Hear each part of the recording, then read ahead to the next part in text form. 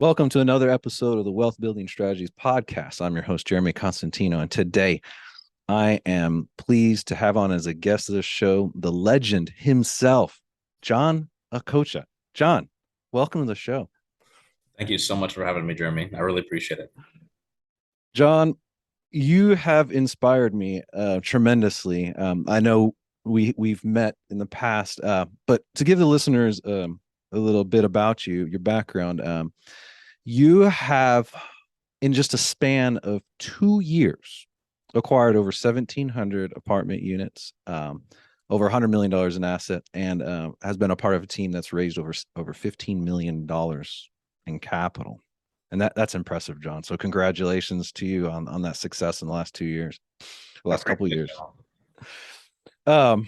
So you and I met for the first time.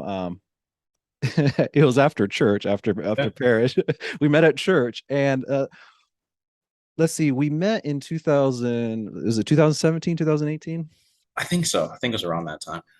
So at that time, I was real estate syndications, but syndicating for luxury flips and single family homes in the Dallas area. And I had already done 15-20 million dollars worth of real estate projects at that time, and of investing for over a decade when I met you, John.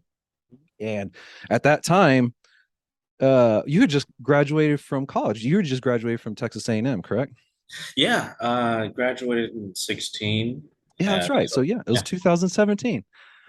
And I remember the introduction was made. Somebody introduced me to you because they knew that I was in real estate and you were in real estate. And I think were you possibly doing wholesaling at that time with was it New Western? Did you Yeah, work with them for a little bit? exactly. I was doing some wholesaling with New Western. I was a disposition agent Okay. at the time.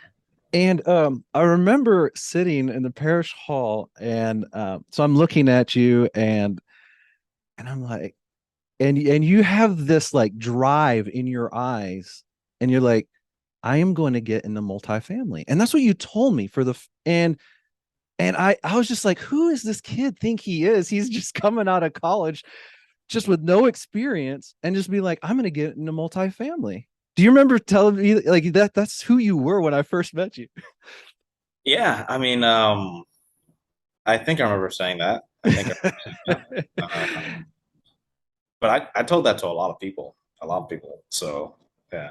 And so my mindset at the time was the I guess the old paradigm where you had, in my mind, you had to build experience and you had to build a track record and like year after year. So I was already thinking, okay, I've had a decade now of experience in single family. Now I can get into multifamily. And you're looking at me at the table in the parish hall and you're saying, no, Jeremy, I want to get into multifamily now. Yep. And that just blew me away. So I guess unpack that, John, and how you were able to look at an experienced investor like myself and say, no, I want to get into multifamily now. And fast forward into 2 years, that's 1,700 units later, $100 million in asset under management. John, how did you do that?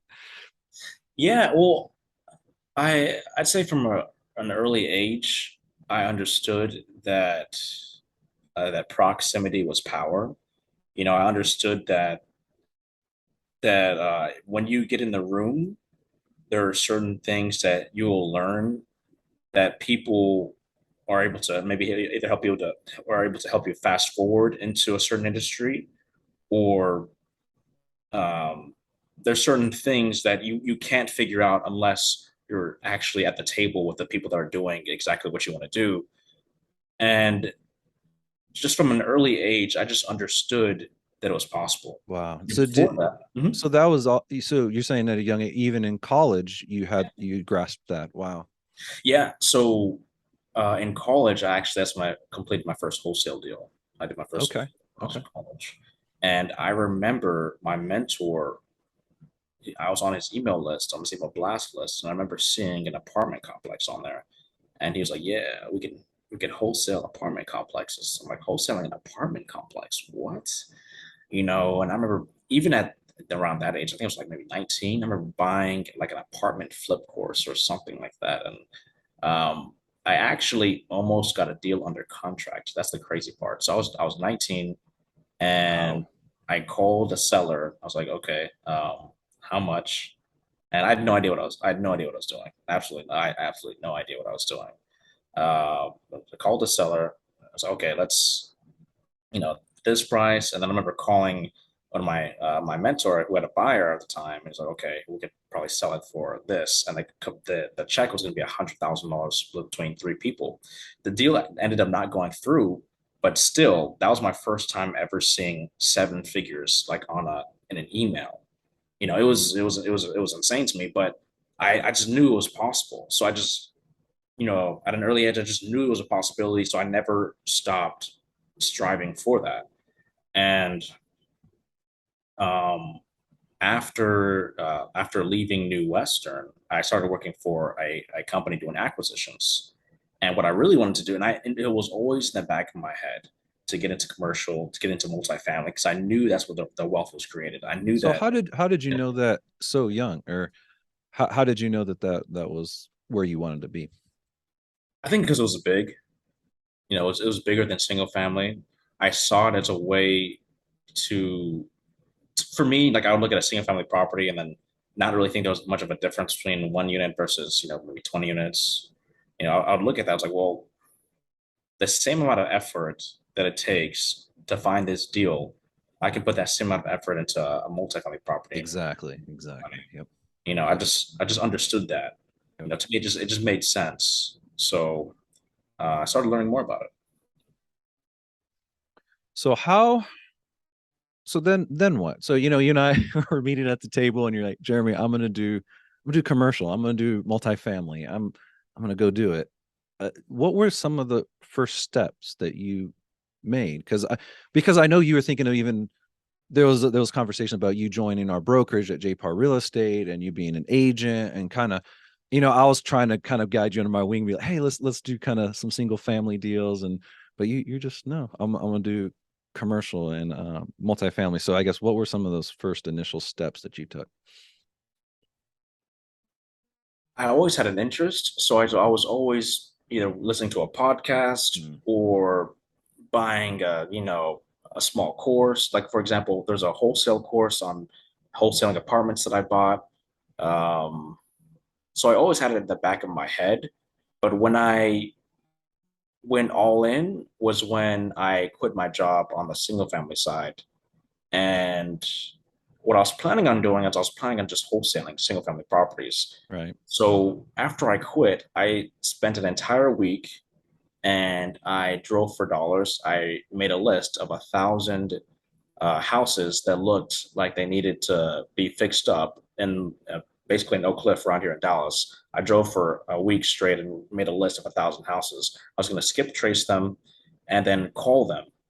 And after doing that for a week, I was just like, I just, I was just really being really honest with myself. Like, do I really want to do this? Like, no, Wow. I want to do Wow. commercial. So you know what? I'm just start calling brokers. So started calling brokers, and around that time, a good friend of mine reached out to me, and she said, "Hey, there's a organization that's doing single family properties, and I know that you'd left your company. You should come work with us." And I was like, okay, I'm not interested. I do not want to ever see a single family property ever again. Like I do not even want to look at a single family house. And she was like, no, I think you should, keep talking, just give it a try. I'm like, no, I'm not interested. After about two or three times, she was coming into town and said, hey, let's grab lunch. I'm like, okay, let's grab lunch. And I remember she was like eating a salad, and just kind of looking at the salad, and kind of just like looks up and says, "Hey, I really think you should. I really think you should give it a try." So you know what? I'll give him a call. I remember giving him a call, and then realizing that they were starting a commercial multifamily division in their company, and they said that they were looking for someone in acquisitions. And I said, "Hey, look no There it further. is. There it is. I'm your acquisitions guy." Nice. And within 30 days, we had 400 units under contract, and just Wow. Wow. All right. So now on the acquisition side, but then you of course you got now into the capital raise side. And so being in the capital raise side, well, and the acquisition, you got to network and you got to 100%. get your name out there, and you're fresh out of college, you know, and very little experience. So how did you overcome that? No, that's a really good question. And my CEO at the time, he was getting on a lot of podcasts, and he was like, "Hey, social media is where it's at. I'm getting on podcasts. You need to get on podcasts too." I kind of thought about it. I was like, "Well, what I'll do is I'll get on the podcast that I don't really think anybody is even going to listen to, and I'll just practice." That's what went through my head. I was like, "Okay, most people aren't even going to listen to these podcasts. I might as well just get on and practice and stuff." And then people started hitting me up like, "Hey, that was a nice podcast." I was like, "Well, like, maybe I'm a little bit good at this, or maybe I kind of, like doing this." And yeah, I mean, 30 podcasts later, here we are. Wow, 30 podcasts. Yeah. Yeah, and I think your last one was with Joe Fairless, one of Yeah. the top podcasts in multifamily and commercial in the nation. So then what? How did you start getting your investor database? And how'd you meet people, and how did you overcome some of those difficulties? So I had been going to real estate events since I was 17. So I got a little bit of a head start when it comes to talking to people at real estate events. Um, any multifamily event in the Dallas Fort Worth area, I would be at. Wow. It was really that Wow. simple. Wow. I every Monday I would look to see what events were happening that week, and I would be there. Wow. So what was your how did you strike conversations with people, and what kind of questions did you ask them, and what were the conversations like? Yeah, I think it's pretty simple. Everyone's there for a reason, and just have to figure out what that reason is, and then see if there's a way that you could help them accomplish that. 100% of the people at those events want to make money, and That's you good. could probably help them. You could probably help them do that. That's a You good know. point. So I guess, and then also I think there was a story of you attending one of a famous real estate investors conference. You want to talk about that, about Grant Cardone's? Oh, so the story about Grant Cardone. So I during the pandemic, there's an app called Clubhouse that everybody would get on, and it got very very popular during the pandemic because there were no events, nobody can meet up, that sort of thing. And Grant Cardone was one of the leading speakers on Clubhouse at the time. And one of my good friends was in one of the rooms with Grant Cardone. He's one of the moderators. And what we would do is he would be one of the moderators, and he would bring me up to ask questions. So we would text each other, like, hey, John, I'm gonna bring you up. Can you ask this question? Because like, it made the flow a little bit better that way. So I remember him bringing me up, and I asked Grant a question about his distributions on his multifamily deals. Most of the people that ask questions are like, "Oh, hey Grant, what books do you read? What's your morning routines? Stuff like that." I was like, "Nah, man. Like, I want to know, how do you send your investors monthly distributions? Like how do you do that?" And one of the top guys in his company started to speak. He interrupted him. He was like, "Hey, no, he really wants to know." And he went through an entire spiel on how he does it. It's like, "Hey, John, like, I have people that I hire, all they do is just write checks, this and that." And I'm like, "Okay, well, like how far do you think? How far are you going to take, the social media, raising capital on social media?" He's like, "I'm going to raise $10 billion using social media, without a doubt." Just different Wow. things like that. And he started looking at my bio, and he's like, "John, you know, I like what you do. Like, tell me about yourself." And we're in front of like maybe 3,000 people in Whoa. our house. Yeah. It's like, "What do you do?" It's like, "I'm on acquisitions, do this and that." It's like, how'd you do that?" It's like, "Hey man, just picking up the phone and just calling people." It's like, "Would you like to come work for me?" In front of like 3,000. Whoa. I was getting messages Whoa. from my friends. They're like, "John, like what?" So, "Would you like to come work for me?" And he was like, "Fly out to Miami and like let's talk," basically. Yeah. Yeah, it was Wow. yeah. That's impressive. Yeah, it So was pretty fun. so did Yeah. you take him up on a trip out there? Yeah, I did. I went out there. I met with his head of raising capital. I met with his head of acquisitions for a little bit, Wow. Wow. and it wasn't the right. It probably wasn't the right opportunity for me. I mean, I'd love to work with him. Probably not the right kind of opportunity for me. but it was a great experience. Wow, that's impressive. That's Yeah. impressive. Excellent. So, a lot of the listeners on here may have not, this may be their first time hearing about real estate syndications and passive investing. I guess maybe something that we really haven't covered on this podcast that much. Just briefly, I guess what would be some of your quick advice to passive investors that are looking to diversify and get out of the stock market? Do you have any quick tips for them? I'd say first things first, do your research. If you're looking to work with a sponsor, track record is very, very important. So see what the track record, see how the track record is. If they have any investors that you could speak with on their previous deals that tells you like how their systems work and that sort of thing. I would highly recommend doing that. And of course, be knowledgeable about the asset class because Yeah, you do want to know what's actually happening in the deal. Like right, you really do. Like you want to. This is your hard earned money, and you're giving it to someone to invest it for you. It will be helpful to know what's actually going on, right. and also to network a lot. I would highly recommend networking. If you have Wow, even for the limited partners as well. 100%, Yeah, 100%, highly recommend it. that's interesting. All right. So where are you at now? Do you have your own firm that you've started up now, I think? Yeah. So right now, I am focusing more on real estate credit. Okay. It's an industry that I'm very, very excited about. I think that when I look at real estate and I look at credit, yeah, I think that's the natural progression. I think the natural progression from a syndicator is to launch their own fund, which is what I am planning on doing. Okay. And the fund is going to focus on real estate credit for multifamily investors along the Sun Belt. Okay. So that's what I'm planning on doing right now. And So explain how credit is different than a normal syndication deal. yeah, so let's say there's a deal that we're working on, and it's a $10 million raise. Okay. Um, you, right now, you might not be able to get this, but let's say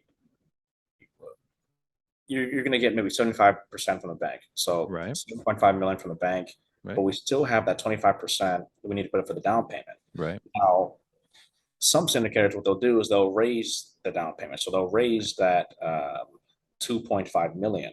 Right. What a syndicator could do is they could come to me and say, "Hey, John, I have this great deal. Um, I don't want to put all of my investors in one deal. Could you write me a check for half of the amount?"